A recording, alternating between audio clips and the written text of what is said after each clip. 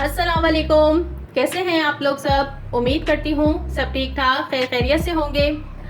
आज मैं बनाऊंगी हरी चटनी। हरे धनिया पुदीने की चटनी मैं बना रही हूँ आज। तो सोचा आप लोगों को भी दिखा दूँ। तो चलिए इसे बनाना शुरू करते हैं।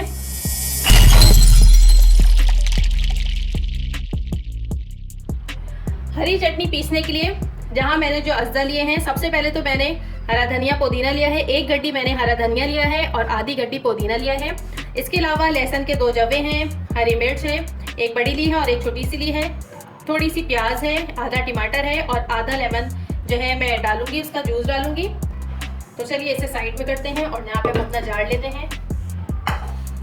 अच्छा, सबसे पहले मैं इसके अंदर डालूंगी इमली का पेस्ट, आधा खाने का चम्मच। मैं इमली का पेस्ट बना के रखती हूँ। अगर आपको रेसिपी चाहिए तो मुझे कमेंट बॉक्स में बता दीजिएगा, मैं आपको इसकी रेसिपी दे दूँगी और बहुत आसानी रहेगी आपको। इमली का पल्प निकला रहता है, बना रहता है, तो बहुत आसानी रहती है। अब मैं ये सारी चीज़ें इसके अंदर शामिल कर रही हूँ चटनी पीसने के लिए।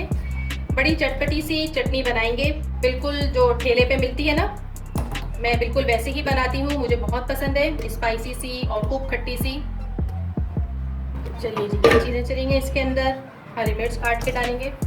और अगर आप चैनल पे नए हैं तो इस चैनल को सब्सक्राइब कर लीजिए। वीडियो पसंद आए तो थम्स अप दीजिएगा और कमेंट करके ज़रूर बताया कीजिए कि आपको रेसिपी कैसी लगी। Thank you. इसी के अंदर काट के एक ही दफ़ा शामिल कर देंगे। आप प्याज और टमाटर ज़रूर डाला करें चटनी के अंदर, इससे बहुत अच्छा फ्लेवर आता है चटनी का।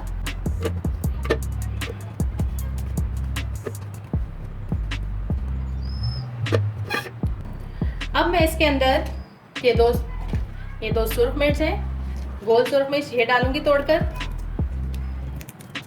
इसके अलावा सफ़ेद ज़ीरा जाएगा, 1/2 टीस्पून भर के जो है सफ़ेद ज़ीरा इसके अंदर जाएगा। और अब मैं इसमें लेमन शामिल करूंगी, 1/2 लेमन। आप इस चटनी को ज़रूर ट्राई कीजिएगा, आपको बहुत पसंद आएगी। बहुत इसका फ्लेवर, इसका टेस्ट बिल्कुल डिफरेंट है।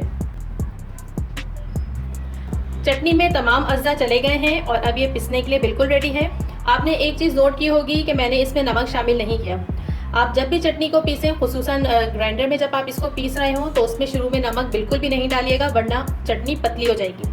हमेशा नमक लास्ट में डलता है, जब चटनी बिल्कुल पिस जाए उसके बाद आप अपनी टेस्ट के अकॉर्डिंग उसमें नमक शामिल कर लीजिए।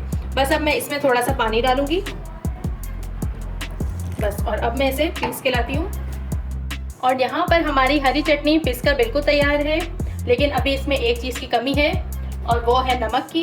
इस स्टेज पर हम नमक डालेंगे। नमक मैं डाल रही हूँ 1/2 टीस्पून, थोड़ा सा और डाल देते हैं बस, और इसे मिक्स करेंगे। अब हमारी चटनी बिल्कुल तैयार है।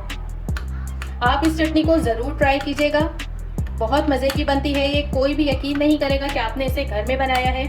चलती हूँ, दुआ में याद रखिएगा। फिर आऊँगी एक नई रेसिपी के साथ। खुदा हाफिज़।